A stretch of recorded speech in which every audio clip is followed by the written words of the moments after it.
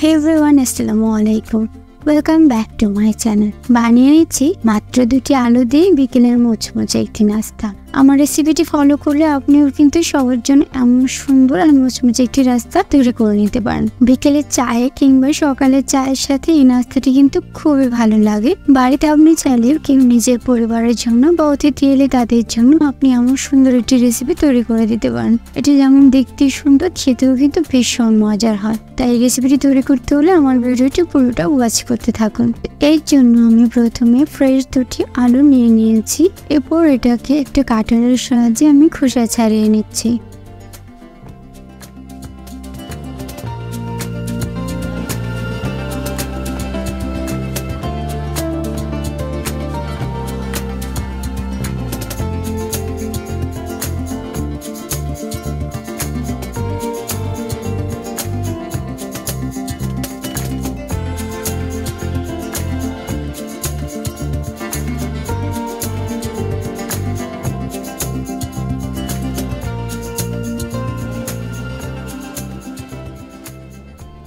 তো খোসা ছাড়ানো হয়ে গেলে আলু দুটোকে আমি একটা ছুরির সাহায্যে ছোট ছোট করে কেটে নিচ্ছি।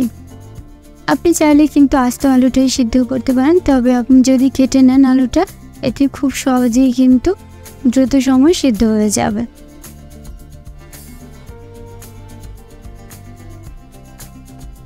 এরপর আলুগুলোকে আমি একটু মিক্সিং বোলে নিয়ে নিচ্ছি এবং এতে দিয়ে দিচ্ছি পরিমাণ মতো পানি, কারণ আলুটাকে ধুয়ে আমি পরিষ্কার করে নেব।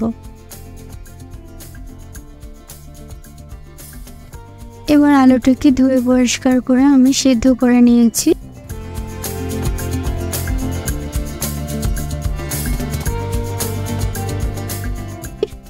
এবং একটি ম্যাশার দিয়ে এবার আলুগুলোকে ম্যাশ করে নিচ্ছি।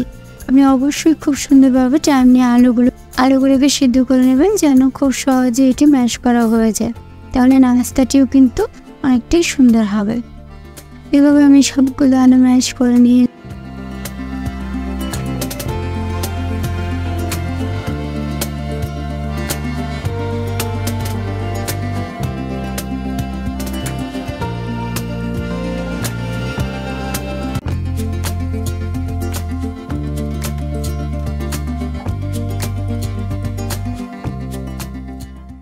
আলাদা একটি মিক্সিং বলে আলুর পুরটাকে নিয়ে নিচ্ছি। সাথে দিয়ে দিচ্ছি 2 টেবিল চামচ পেঁয়াজ কুচি, 1.5 টেবিল চামচ কাঁচামরিচ কুচি,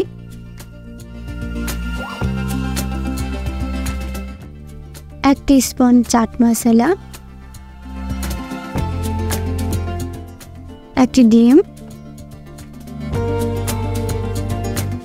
কিছুটা ধনিয়া কুচি, স্বাদ মতো লবণ, 1 টিস্পুন হলুদের গুঁড়ো, 1 টিস্পুন টেস্টিং সল্ট, 1 টিস্পুন কালো মরিচের গুঁড়ো।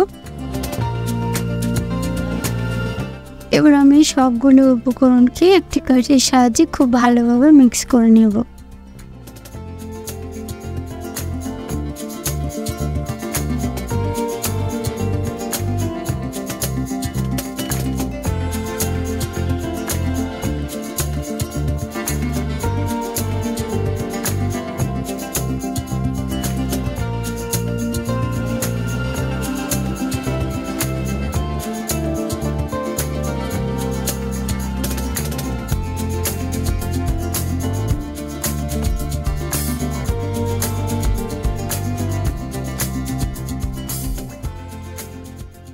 এবার আমি নাস্তাগুলো প্রস্তুত প্রণালীতে চলে যাচ্ছি।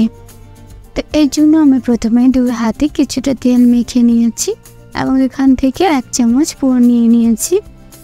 তারপর হাতের সাহায্যে আমি এই নাস্তাটি তৈরি করে নেব। আপনারা একটু লক্ষ্য করলে কিন্তু আপনিও করে নিতে পারেন।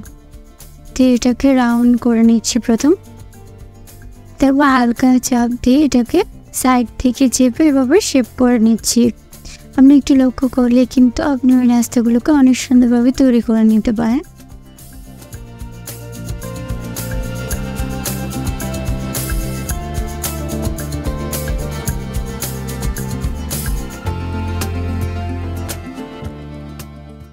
তো এভাবে আমি প্রত্যেকটি নাস্তা তৈরি করে নিয়েছি।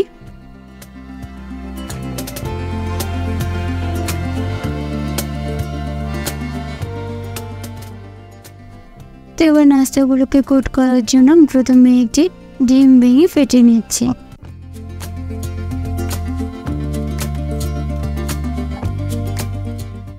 ডিমটাকে খুব ভালোভাবে একটু মিক্সার দিয়ে আমি ফেটে নিচ্ছি।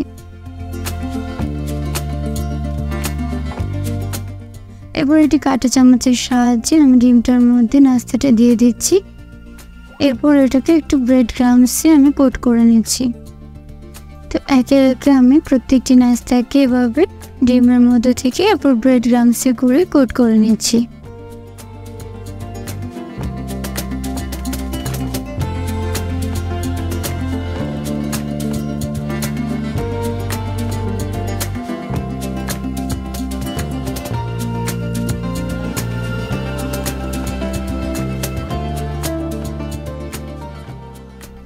দেখতে পাচ্ছ কিভাবে আমি এই নাস্তাগুলোকে কোট করে নিয়েছি। এবার কিন্তু একদম রেডি আমার নাস্তাগুলো।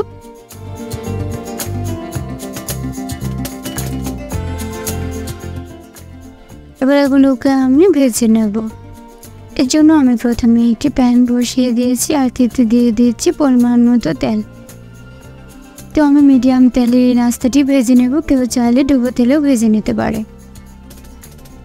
তেলটাকে প্রথমে হালকা গরম করে নিচ্ছি, আর যখন এই তেলটা গরম হয়ে আসবে তখন আমি নাস্তাগুলোকে এক এক করে দিয়ে দিব।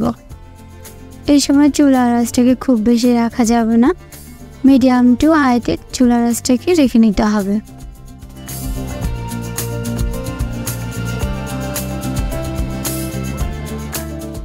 তো এবার নাস্তাগুলো দিয়ে আমি প্রত্যেকটিকে ভেজে নিচ্ছি। আর এটা কিন্তু এটা ভাজার সময় খুব বেশি সময় লাগবে না, উল্টে পাল্টে আমি দুপাশে কিন্তু একটু পরপর চেক করে ভেজে নেব।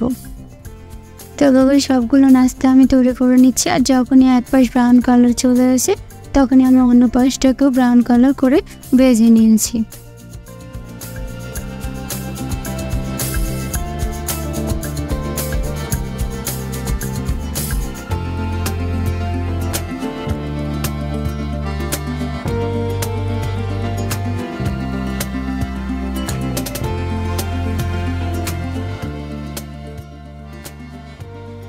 এবার একটি চাকরির সাহায্যে আমি নাস্তাগুলোকে তুলে নিচ্ছি। আর প্রত্যেকটি নাস্তাকে কিন্তু আমি এভাবে ভেজে নিচ্ছি।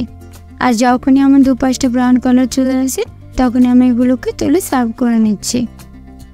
তো এবার আমি এগুলোকে সার্ভ করে নিয়েছি। দেখতে পাচ্ছ নাস্তাটি কতটা সুন্দর হয়েছে। আপনি কিন্তু বাসায় চাইলে এমন মাত্র দুটো উপকরণ দিয়েই এমন সুন্দর একটি নাস্তা তৈরি করে নিতে পারেন। এটি কিন্তু উপরটা বেশ ক্রিস্পি হয় আর খেতে খুব বেশি মজা এবং টেস্টি হয়। এবার আমি এটাকে সস দিয়ে পরিবেশন করে নিচ্ছি। তো আপনি বাসায় চাইলে কিন্তু এমন একটি সুন্দর রেসিপি তৈরি করে নিতে পারেন। আর এমন সুন্দর সুন্দর রেসিপি পেতে হলে অবশ্যই আমার চ্যানেলটিকে সাবস্ক্রাইব করে দেবেন। আশা করছি আমার আজকের রেসিপি তোমাদের কাছে অনেক ভালো লেগেছে। দেখা হবে তোমাদের সাথে আবারও ভিন্ন কোনো রেসিপি নিয়ে। সে পর্যন্ত তোমরা অনেক বেশি ভালো থাকবে আর আমার জন্য দোয়া করবে। আল্লাহ হাফিজ।